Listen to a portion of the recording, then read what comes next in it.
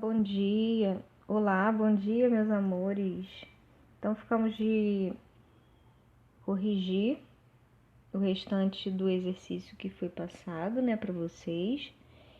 E logo em seguida nós vamos entrar em orações adjetivas. Então, nessa 3 aí, né, nós temos assim: a serena convicção de que estamos bem como estamos.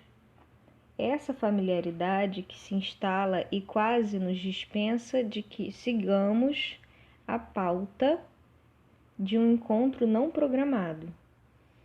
Aí, seguindo, a opção que contém a função sintática das duas orações sublinhadas é. Então, aí vamos analisar passo a passo, né? Então, nesse primeiro enunciado, nós temos a serena convicção de que estamos bem como estamos. Então, a primeira coisa que a gente tem que analisar, né, é, na verdade, essa convicção aí, né? Convicção de que estamos bem como estamos. Então, na verdade, convicção é um substantivo, né? Não tem nada relacionado ao verbo aí, esse elemento de que estamos bem, né, está diretamente ligado ao substantivo abstrato convicção, certo? Lembrando que essa estrutura nos faz também nos remeter ao complemento nominal, né? Normalmente, quando você tem a estrutura de complemento nominal, você sabe que esse complemento, né, ele vai complementar, na verdade, um substantivo que normalmente é abstrato, né? Quem tem convicção, alguém tem convicção, né? Então, convicção de que estamos bem, né? Quem tem a convicção tem convicção de algo, né? Então, esse de que estamos bem é uma oração subordinada completiva nominal, certo? Essa familiaridade que se instala e quase nos dispensa de que sigamos a pauta de um encontro não programado. Então, se a gente for observar essa, né? Que nos dispensa, que se instala e quase nos dispensa. O verbo dispensar, né? Ele é um verbo que tem, né, por complemento, na verdade, né, ele é regido pela preposição de, né, dispensar, dispensa de, né, nos dispensa de algo, né. Então, esse de que sigamos a pauta de um encontro não programado é uma oração subordinada, substantiva, objetiva indireta. Então, para quem marcou a D aí, então esse é o gabarito da questão, letra D. Completiva nominal e objetiva indireta, certo? Na 4, não sabíamos se iriam permitir que os fregueses continuassem a pagar suas contas com cheque, certo? O período acima contém, letra A, uma oração principal e duas subordinadas, B, duas orações principais e duas subordinadas, C, uma oração principal e três subordinadas, ou D, duas orações principais e três subordinadas. Então, aí não sabíamos se iriam permitir que os fregueses continuassem a pagar suas contas com cheque. Não sabíamos, vocês podem até separar aí como principal da segunda, né? Se iriam permitir, certo? Não sabíamos se iriam permitir. Então, essa oração, essa parte, né? Não sabíamos, oração principal, se iríamos permitir, oração subordinada, substantivo, objetiva direta da primeira oração, né, principal e da terceira também, né? Então, que os fregueses continuassem a pagar suas contas com cheque, oração subordinada substantiva, objetiva direta da segunda, certo? Então, aí a gente pode perceber que há duas orações principais e duas subordinadas, certo? Então, o gabarito é letra B de bola. Duas orações principais e duas subordinadas. Beleza? Falaremos a respeito das subordinadas adjetivas agora, gente. Esse livro que eu estou apresentando é do Cláudio César, tá? Esse livro que eu sempre trago, né, para as aulas, sempre trazia para as aulas. E aí a gente vai começar a falar sobre as adjetivas, que são até mais curtas, né, em relação às substantivas. Então, ele começa assim: desempenham, né, em relação à principal. Então, essas orações desempenham em relação à principal uma única função sintática, a de natureza adjetiva. Por essa razão, são chamadas de adjetivas, né? Elas vão desempenhar a função sintática de adjunto adnominal, certo? Então, aí ele faz até um quadrinho, né? Então, tem a oração principal. E aí, esse que, ele já não vai ser mais uma conjunção integrante. Esse que, ele já vai virar um pronome relativo, né? E aí, essa deixa aí pra gente perceber essa questão, né? Pra gente não confundir com as subordinadas substantivas, né? Então, aí a gente vai ter a oração principal, pronome relativo, né? Que vai ser a oração adjetivo, certo? Então, o antecedente, presta atenção, olha como é que ele fala dessa questão da ordem aí, né?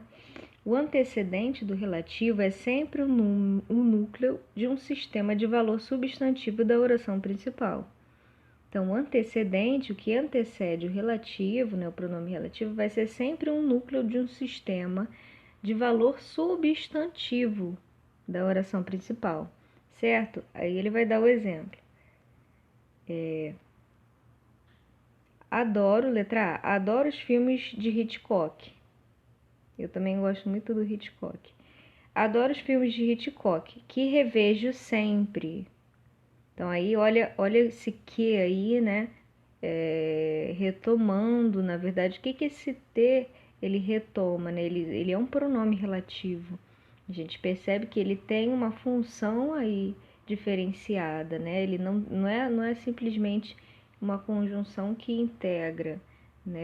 Ele retoma, na verdade, né? Ele retoma um nome aí. Adoro os filmes de Hitchcock que revejo sempre. O que é esse que, né? Esse que está retomando o termo filmes. E é justamente o que o Cláudio César vai falar, né? O antecedente do relativo é sempre um núcleo de um sistema de valor substantivo da oração principal. Então, esse que ele retoma o núcleo filmes, certo? Sendo esse filmes aí, né? Se a gente for analisar a função sintática, é objeto direto, certo? Adoro os filmes de Hitchcock que revejo sempre, beleza? Então, olha aí a letra B. Adoro os filmes de Hitchcock que revejo sempre. Então, na verdade, de fato, o que ele vai falar sobre essas duas, né? Percebam que na primeira, né? Você tem, no primeiro exemplo, você tem uma vírgula aí, né? E a ausência desta, né? Na oração abaixo. Então, a palavra que é um pronome relativo e seu antecedente é a palavra filmes, núcleo do objeto direto da oração principal. Então, aí se a gente for para o lado da análise, né, desses dois exemplos, ele fala em A, né, que é o adoro os filmes de Hitchcock, vírgula, que revejo sempre. O falante afirma que revê sempre os filmes de Hitchcock e que adora todos eles. Já na segunda, em B, né, o falante é o que tem que não tem vírgula, O falante afirma que adora rever alguns filmes de Hitchcock, mas não todos,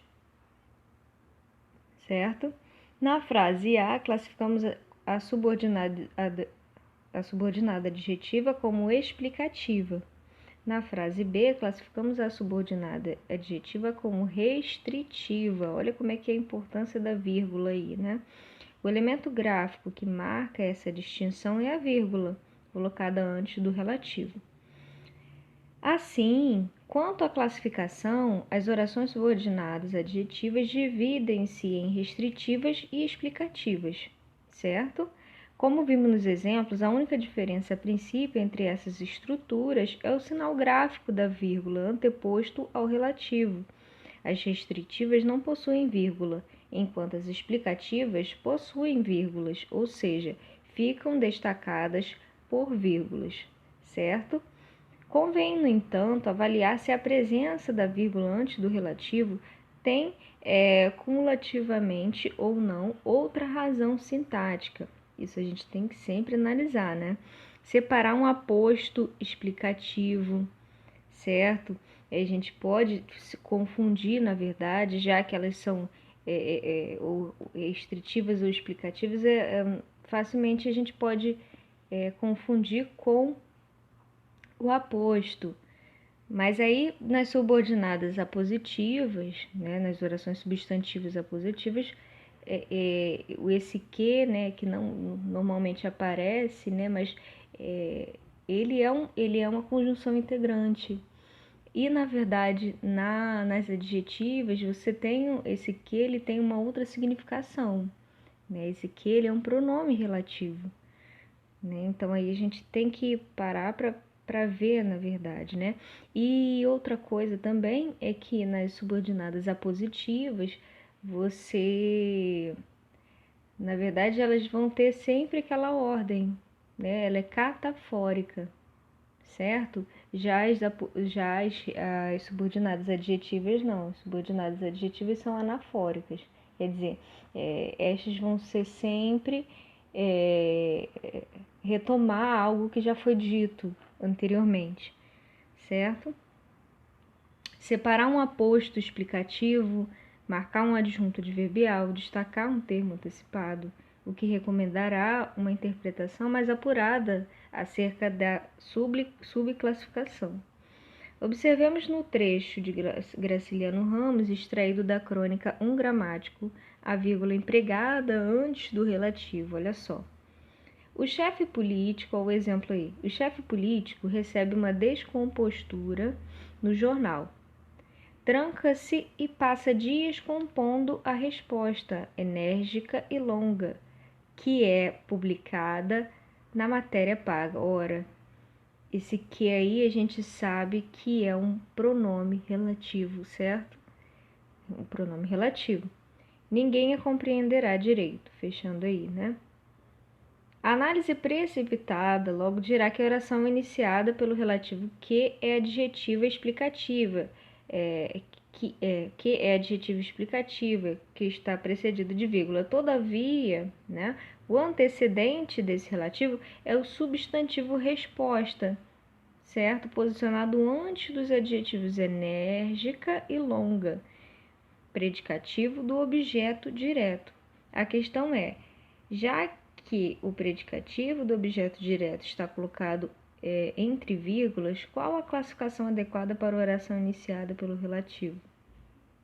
Se retirássemos o predicativo, a vírgula de antes do pronome que permaneceria. Então, olha só, tranca-se e passa dias compondo a resposta que é publicada na matéria paga. Ou, tranca-se e passa dias compondo a resposta que é publicada na matéria paga. Uma argumentação bem fundamentada certamente poderá nos levar a concordar com qualquer das duas subclassificações, certo? A oração subordinada adjetiva é restritiva e a vírgula é do predicativo, ou é explicativa.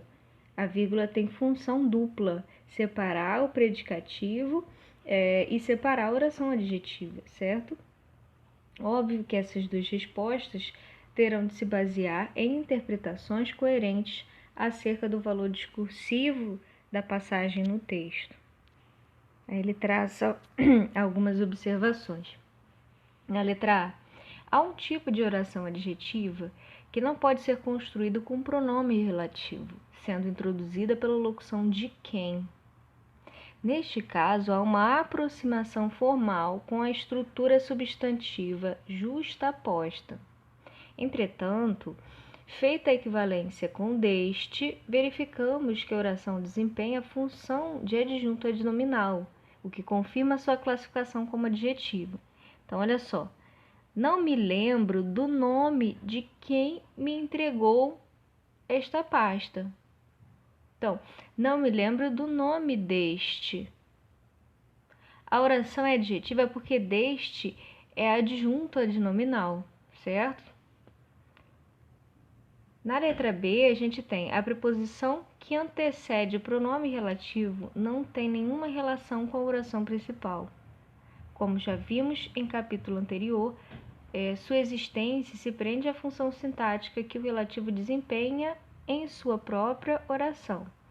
Então, exemplo aí, o livro de que preciso está em sua casa. A preposição de é exigida pelo verbo precisar, certo? O pronome relativo desempenha a função de objeto indireto dentro da oração adjetiva. Eu preciso do livro, né? D. As estruturas adjetivas cujo pronome é regido por preposição têm, além da forma padrão, duas formas variantes, a cortadora e a copiadora. Olha como é que ele fala, né? Olha os exemplos. Ela trouxe o livro de que eu falei ontem. Relativa padrão, certo? A preposição regida por falei antecede o relativo, típica da língua formal, certo? 4. Ela trouxe o livro que eu falei ontem. Essa aí normalmente a gente fala mais, né? Relativa cortadora, certo?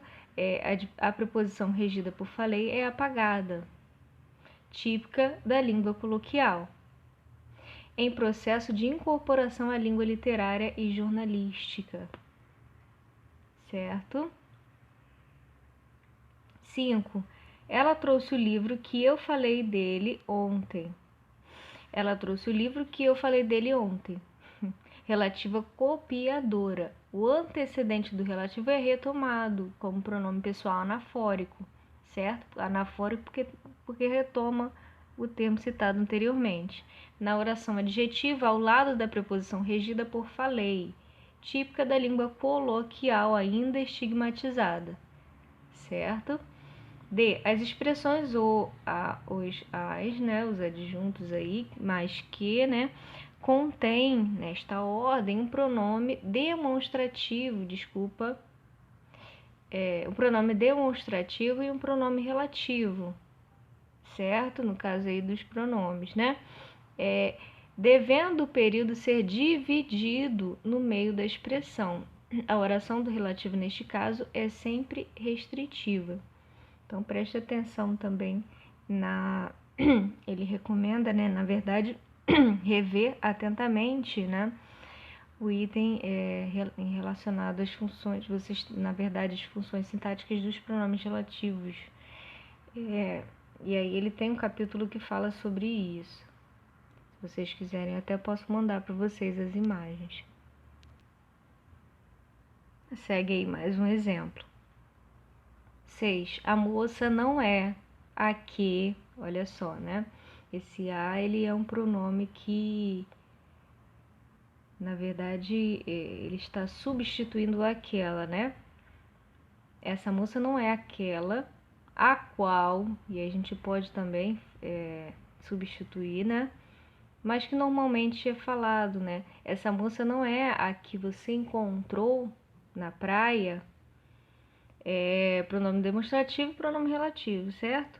O demonstrativo a, aquela, é o predicativo do sujeito da oração principal. Certo? Obina estava escalado. O que deu a torcida, uma sensação de alívio. Ora, o, né, isso, pronome demonstrativo, e que o qual, né? O demonstrativo, o, isso, é o aposto da oração principal. Percebam aí, né? Certo? Atenção, nessas estruturas a relativa cortadora tem supremacia sobre a relativa padrão. Olha aí, mais um exemplo. Essa moça não lembra a que você gosta, em vez de essa moça não lembra a de que você gosta, né? Acompanhando aí a preposição que rege o verbo gostar. As orações adjetivas podem intrometer-se na principal, pois precisam da proximidade de seu antecedente. Então, aí a gente tem, né? Primeira oração, a moça que conheci ontem. Segunda oração, era uma loura. Primeira oração, cujos olhos faiscavam. Terceira oração. Oração principal, a moça. Oração adjetiva, né? Antecedente, que tem como antecedente moça. Principal novamente, oração adjetiva com antecedente, tendo como antecedente o núcleo loura, né? Certo? Para fecharmos aí, estilisticamente, só se aconselha empregar em textos formais a série relativa o qual, né? Qual, os quais, as quais, precedidas de preposição, a não ser para evitar ambiguidade. Então, aí, elaboro projetos com os quais comoverei toda a nação.